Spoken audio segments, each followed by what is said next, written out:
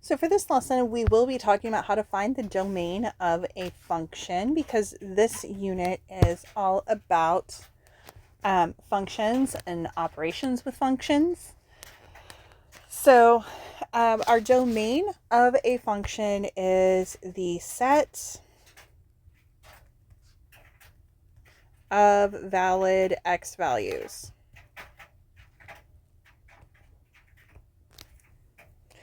So not every function will have a domain that covers every single possible real number. And so that is why we have what we call domain restrictions. So domain restrictions are the values that are undefined in the domain. So these are x values that the function doesn't reach. Sometimes there will be something called an asymptote there, but for one reason or another, we don't have a value at that x. So these are x values that the graph doesn't touch or will be left out when the function is graphed on the coordinate plane. So how do I find those domain restrictions? Well, it's best to have a mental checklist and ask yourself the following two questions. And those questions are, does the function have a denominator with a variable? And then, does the function have an even root with a variable? So if your answer to question one is no, then you don't have a restriction in your domain because of that reason. But if that answer is yes, you need to find any value that would make that denominator equal to 0. Sometimes you might have more than one denominator, and if you do, then you need to test this for each denominator. So you'll do that by setting that expression in the denominator equal to 0 and solving. So if the function is an even root with a variable, then you also cannot have a negative value underneath that radical, because that would result in an imaginary number. And so you cannot have imaginary numbers on the x-axis. So to find what values would do that, you need to set the expression under the radical as greater than or equal to 0. So you do have three possible cases that can occur when your answer is yes to either of these questions. So the first case is when you have fractions. So any fraction with a denominator of 0 is undefined. So you can't take something and divide it into 0 groups. For example, you can't take 15 pencils and divide them into 0 groups. So because we cannot divide by 0, we need to find out what values will cause the denominator to be 0. To do that, we set the denominator equal to 0 and solve for the variable. So we have some examples of this. So on number 1 here, we have that fraction with 2x plus 7. And so what I'm going to do is I'm going to take that 2x plus 7, make it equal 0, and then solve for x. So we're going to subtract 7. So we have 2x equals negative 7. We're going to divide by 2. And so x equals negative 7 over 2. So algebraically, our domain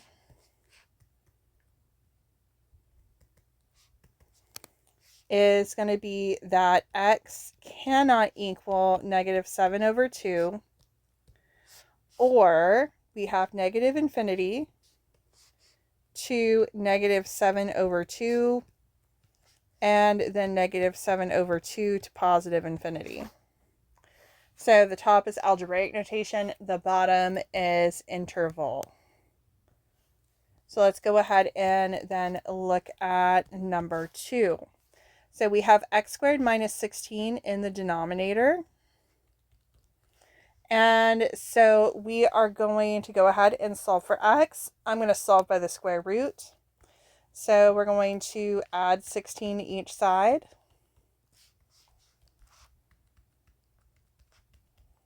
And then take the square root. That gives us x equals plus or minus 4. So for the domain of this function,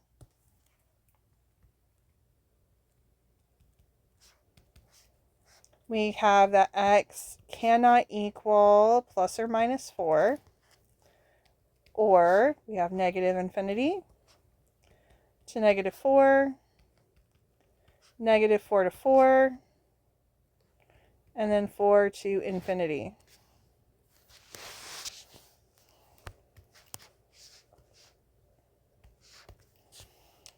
Then on number 3, we have a quadratic expression. So that is what we're going to have to make equal 0. And then I can solve this a multitude of ways. I can use the quadratic formula. I can factor. I could actually complete the square. But I'm going to go ahead and just factor. So two numbers that multiply to be negative 18 and add up to be positive 3 are x plus 6 and x minus 3. And so x plus 6 equals 0, x minus 3 equals 0.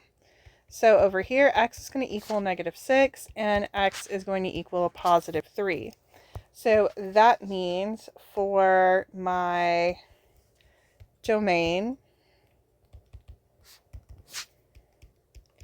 x cannot equal negative 6 or 3, or we have negative infinity to negative 6, negative 6 to 3, and then 3 to infinity. So case 2, we have radicals. So we cannot take the square root of an imaginary number. So, oh, that does not need to be imaginary there. We square root of a negative number because it will be an imaginary value. Right train of thought, just wrong vocabulary. So to find the domain, we must set the expression under the radical as greater than or equal to 0 to see what values will work. So this will give you an inequality for what will work. So your algebraic notation will look a little bit different than what we just did with the fractions. So if there is an x squared term under the radical, make sure to use the graph to find out what values will work. So remember, this applies to any even root, but not for odd roots, because odd roots actually don't have that limitation. So if you have a root that is like 3, 5, 7, you're fine. You actually don't have a limitation. But if you have, roots of 2, which actually won't show up, 4, 6, anything even, this is what you need to do. So on number 4 here, we have a square root of x plus 5. So x plus 5 is what is under the radical. So that is greater than or equal to 0. And then we're going to subtract 5. So x is greater than or equal to negative 5. So for our domain, in algebraic notation, that is what we're going to list. X is greater than or equal to negative 5. Or, as an interval, we will have a bracket, negative 5, and then infinity. And then on number 5, we have just the 2x minus 1 underneath the radical. So that's what we're going to set as greater than or equal to 0. So we're going to add 1 to each side. And then divide by 2. So x is greater than or equal to 1/2. So our domain is that x is greater than or equal to 1/2 in algebraic notation, or we have a 1/2 with a bracket to infinity.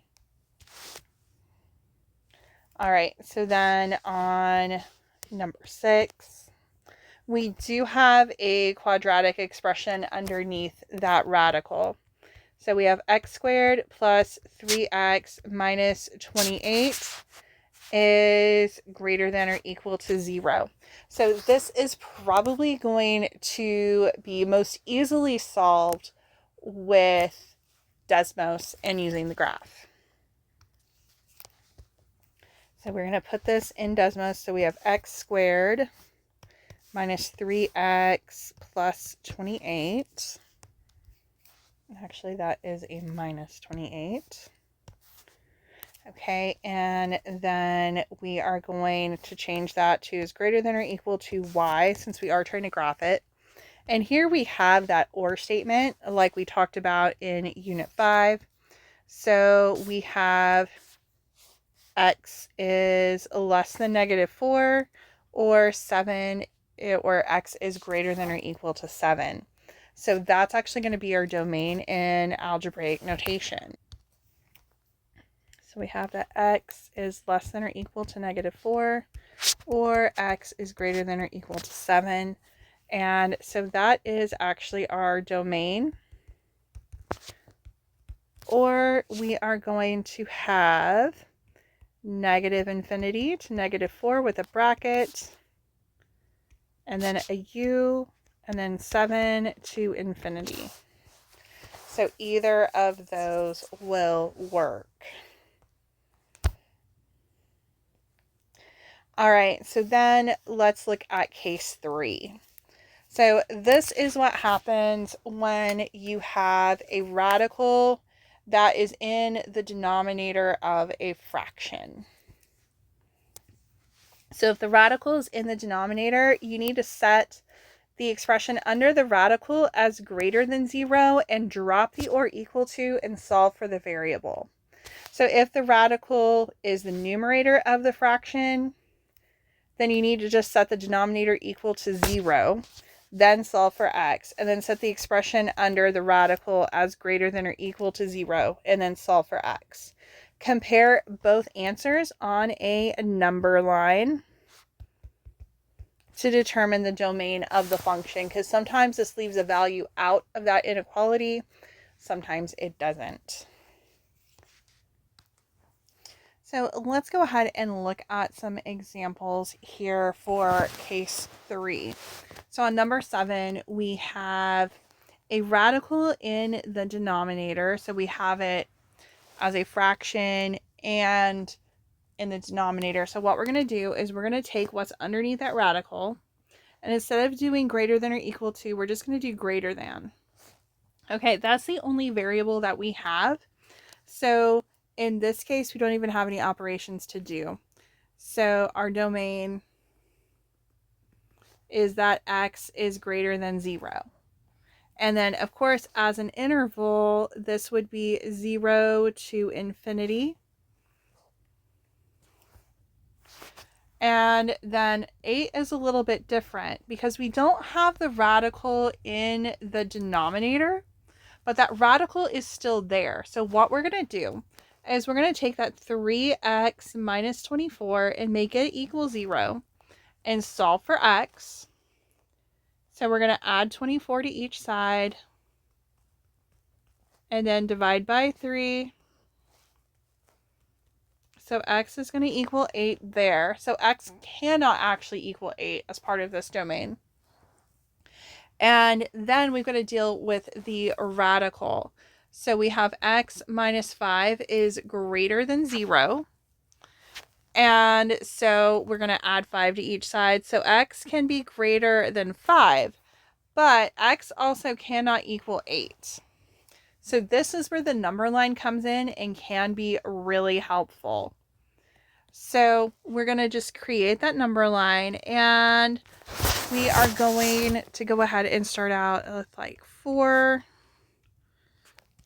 5, 6, 7, 8, 9. Here, I'm going to go out just a little bit further to 10. Okay. So we're going to go from 5 up.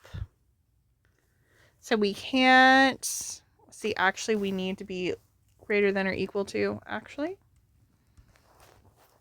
So we can include 5 and we can go up, but we have an issue at 8 because x cannot equal 8. So what we're going to do is we are going to erase and we are going to create a gap at 8 because x cannot be 8. So we're going to put an empty circle there. And then we're going to shade again, skipping the 8. So what's going to happen is that 5 can be less than or equal to x, which is less than 8, or x is greater than 8. So we have a small and statement that takes care of this piece, and then we have that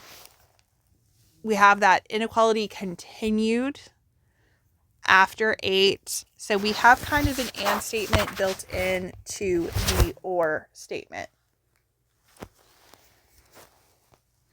So as an interval, this would be 5 with a bracket to 8, and then a u with 8 to infinity. All right, so just to finish things off, I'm showing you some examples of some functions that do not have any domain restrictions whatsoever. One thing that you might notice is that we don't have fractions. We don't have radicals with even indexes. So that 3, you have an odd index. So no domain restriction.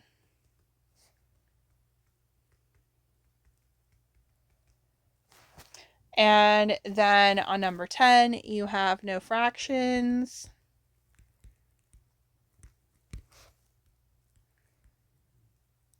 And no even roots.